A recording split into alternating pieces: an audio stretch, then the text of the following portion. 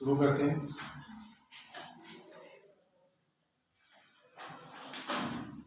आज हम निर्देशांक ज्यामिति से संबंधित प्रश्नों को हल करेंगे। तो सबसे पहले हम देखते हैं कि निर्देशांक ज्यामिति होता क्या है। तो सामान्यतः हम रैखिक गति, द्विविमीय गति, त्रिविमीय गति ऐसा हम विज्ञान में पढ़ते हैं। तो रैखिक गति का अर्थ होता है किसी एक दिशा में चलना या एक लाइन पे चलना। तो उसको सामान्यतः हम एक्स अक्ष पे दिखा देते हैं।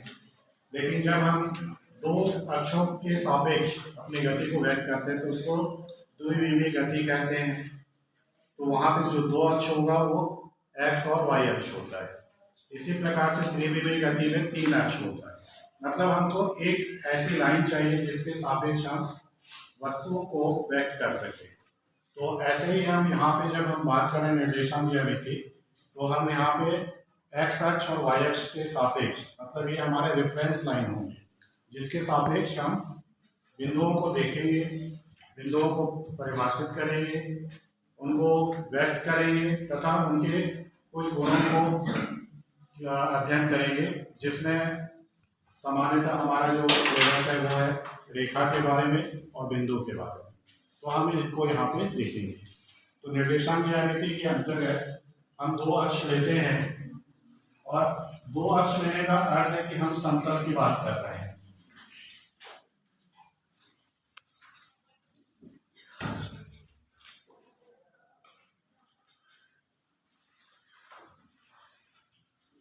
एक्स अक्ष कहने का अर्थ है एक्स और एक्स डैश। ये जो आपको लाइन दिखाई दे रही है ये एक्स अक्ष है, और वाई और वाई डैश ये जो एक लाइन है ये वाई अक्ष को व्यक्त कर रहा है, और दोनों एक दूसरे को ओ बिंदु पे काट रहे हैं जिसको सामान्यतः हम मूल बिंदु कहते हैं। जब भी हम अक्ष की बात करते हैं तो उसको आसानी से व्यक्त करने के लिए हम इनके कटान बिंदु को मूल बिंदु ले लेते हैं, ताकि हम बाकी जब पॉइंट को रेफरेंस करें इसके रेस्पेक्ट में तो हमको आसानी हो। तो इसलिए हम इस कटान बिंदु को मूल बिंदु ले रहे हैं। यहाँ पे एक्स अक्ष और वाई अक्ष जो है ये संख्या रेखा की तरह से आपको दिखाई देगा। संख्या रेखा पहले हम लोग देख चुके हैं। तो यहाँ पे एक्स अक्ष और वाई अक्ष जब कटता है एक दूसरे को तो चार भाग में ये डिवाइड कर जाता है। तो इसको हम चूंकि चार भाग में बट रहा है तो इसको प्रथम चतुर्थांश कहते हैं। चतुर्थ का अर्थ होता है चार अंश, तो प्रथम चतुर्थांश का अर्थ होता है चार में से पहला अंश। ठीक है, इस भाग को हम कहते हैं द्वितीय चतुर्थांश।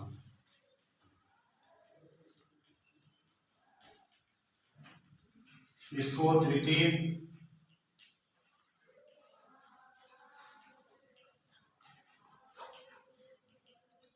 और इसको चतुर्थ।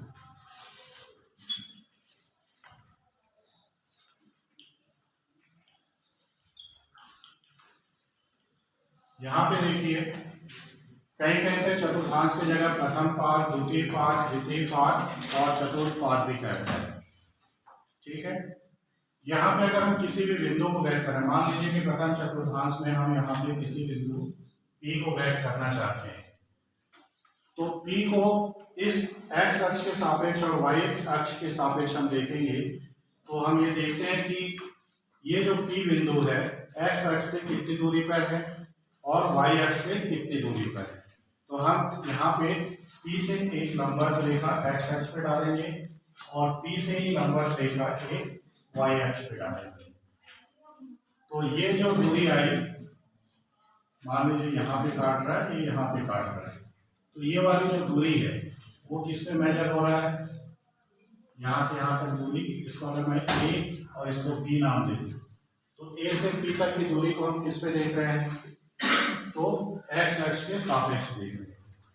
ठीक है, और p की दूरी, p से b तक की दूरी को अगर हम देखें तो ये किसके सापेक्ष देखेंगे, y अक्ष के सापेक्ष। क्लियर हो गया। तो यहाँ पे दो चीज हम देख रहे हैं, पहला ए से पी तक को और दूसरा बी से पी तक। तो यहाँ पे देखिए, हमेशा जब भी हम इसको व्यक्त करेंगे पी की स्थिति कहाँ पे है, तो उसको व्यक्त करने के लिए एक्स अक्ष से दूरी जो होगी उसको सबसे पहले लिखते हैं। मान लीजिए यहाँ पे 3 है और ये 2 है, तो इसका 3 क्या हो गया, एक्स अक्ष से दूरी है, और 2 का अर्थ क्या हुआ, वाई अक्ष से दूरी है। तो ये जो वाई है, ये सीधी जो वर्टिकल लाइन है, इसकी ऊंचाई 2 है, और ये जो क्षैतिज है इसकी जो लंबाई है वो 3 है। ठीक है, तो ये किसको व्यक्त करता है, एक्स अक्ष से, और ये किसको व्यक्त करता है, वाई अक्ष से। क्लियर हो गया। तो यहाँ पे जब भी हम किसी भी बिंदु को व्यक्त करेंगे, निर्देशांक, इसी को निर्देशांक कहते हैं। ठीक है, जो ये हम लिखे ना पी के ब्रैकेट में, यही उसका निर्देशांक है। निर्देशांक का अर्थ क्या हुआ, उसकी स्थिति, वह व्यक्त करेगा कि एक्स अक्ष और वाई अक्ष से कितनी दूरी पर कहाँ पे है, इसी को निर्देशांक कहते हैं। पहला जो बिंदु, पहला जो निर्देशांक होगा, इसको कहते हैं भुज, और इसको कहते हैं कोटि। भुज और कोटि के रूप में लिखा जाता है। तो पहला निर्देशांक एक्स अक्ष के सापेक्ष होगा, और दूसरा निर्देशांक जो इसका होगा वो किसके सापेक्ष होगा, वाई अक्ष के। मतलब कोटि वाई अक्ष के सापेक्ष होगा और भुज जो होगा एक्स अक्ष के। अब यहाँ पे देखिए, इसको अगर हम मूल बिंदु लिए हैं, जिसको हम शून्य या ओ लिख रहे हैं, तो यहाँ पे ये शून्य है। मूल बिंदु का जो निर्देशांक होगा वो होगा 0 0।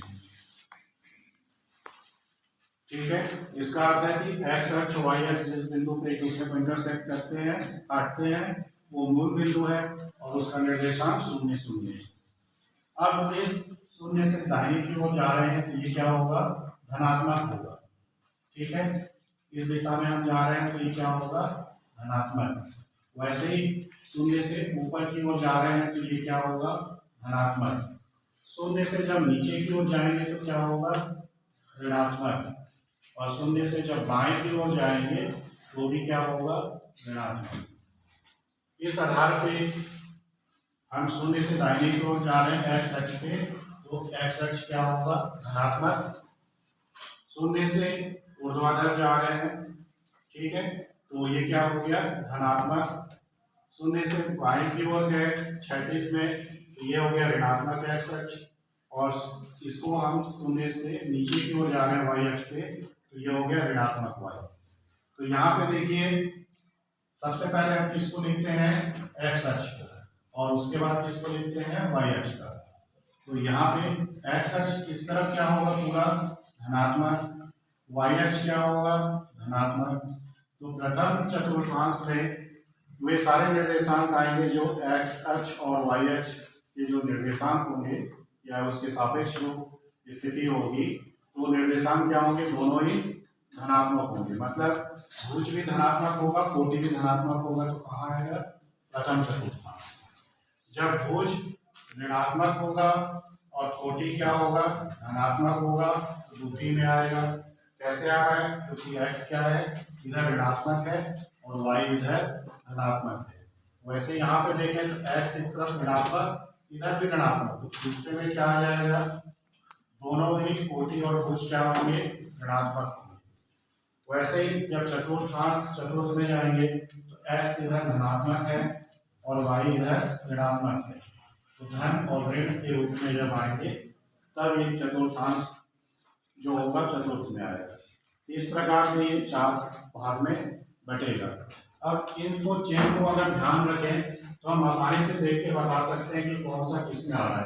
जैसे मैं यहाँ पर लिख रहा हूँ 3 ऋण 2 4 ऋण 1 और 3 4, ये कुछ निर्देशांक है किसी बिंदुओं के। तो इसको देख के हम बता सकते हैं कि कौन कौन से चतुर्थांश में होगा। जैसे पहला वाला जो है धनात्मक है, दूसरा क्या है ऋणात्मक है। तो पहला धनात्मक और दूसरा ऋणात्मक है, तो कहाँ पे आ गया चतुर्थ में। तो ये किसमें आ जाएगा चतुर्थांश में आ जाएगा। वैसे ही ऋण 2 और 4 है, तो पहला ऋणात्मक दूसरा धनात्मक है, तो पहला ऋणात्मक और दूसरा धनात्मक, ये कहाँ पे आएगा द्वितीय, तो द्वितीय चतुर्थांश होगा।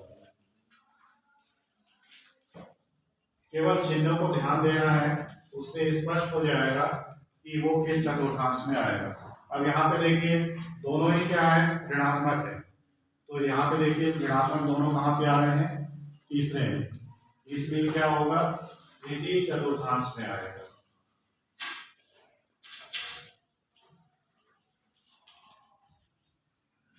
वैसे यहाँ पे देखिए दोनों क्या है धनात्मक है, दोनों धनात्मक कहाँ पे होते हैं प्रथम चतुर्थांश में।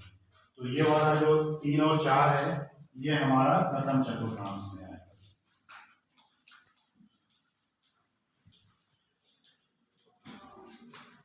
इस तरह से हमने देखा कि हमारे पास अगर किसी भी बिंदु के निर्देशांक हैं तो उनके निर्देशांकों को देखकर हम बता सकते हैं कि वो किस चतुर्थांश में आएगा। इसके अंतर्गत हमको जो पढ़ना है वो है दो बिंदुओं के बीच की दूरी और सरल रेखा, इन दो का अध्ययन करना है। उससे संबंधित कुछ सूत्र हैं जिनको मैं अभी लिख देता हूँ। जैसे दो बिंदु हैं, मान लीजिए P x1 y1 है और Q x2 y2 है, तो P से Q तक की दूरी निकालना है हमें। इसका जो सूत्र होगा वो होता है वर्गमूल x2 माइनस x1 का वर्ग धन y2 माइनस y1 का वर्ग, ये आपका पहला सूत्र है। दूसरा है सरल रेखा। कोई सरल रेखा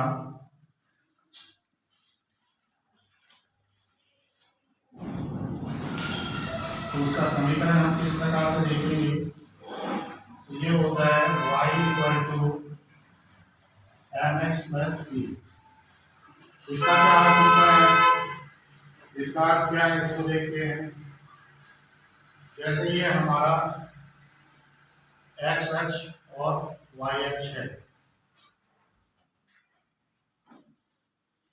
ये मूल बिंदु हो गया, ये है। इस तरह का हमारे पास दोनों अक्ष दिए हुए हैं और y इक्वल टू mx भी है। इसका मतलब हुआ इस तरह से एक रेखा है जो x अक्ष के साथ यहाँ पे कोण बनाती है, और ये जो अंतःखंड है y अक्ष पे कटा हुआ वो c है, और यहाँ पे मान लीजिए थीटा कोण बना रहा है, तो इसका ये ढाल हो गया। ढाल का अर्थ क्या होता है झुकाव, इसी को कहीं कहीं पे प्रवणता भी लिखता है, प्रवणता। और इसको जो व्यक्त करते हैं वो m से व्यक्त करते हैं, और ये tan थीटा के बराबर होता है। यहीं पे जो m बराबर tan थीटा मिला है ये किसको बता रहा है, ये जो रेखा है जिसको हम a b रेखा कहें, तो ये जो रेखा है इसका झुकाव बता रहा है x अक्ष के साथ, और यहाँ पे जो y अक्ष को काटा है तो मूल बिंदु से इस बिंदु तक की जो दूरी होगी वह c का मान होगा। यह y अक्ष पे काटा गया अंतःखंड कहलाएगा। m का भी क्लियर हो गया। अगर मान लीजिए कोई दो बिंदु आपके पास दिया है, जैसे यहाँ पे p और q दिया हुआ है और इसी का हमको प्रवणता निकालना है, p q एक रेखा है, तब प्रवणता बराबर हो जाएगा, जिसको m से व्यक्त करेंगे तो y2 minus y1 upon x2 minus x1, ये भी इसका एक सूत्र है। इस तरह से हमने सरल रेखा के बारे में और बिंदु के बारे में तथा निर्देशांक ज्यामिति का किस प्रकार बिंदुओं को व्यक्त किया जाता है उसको देखा।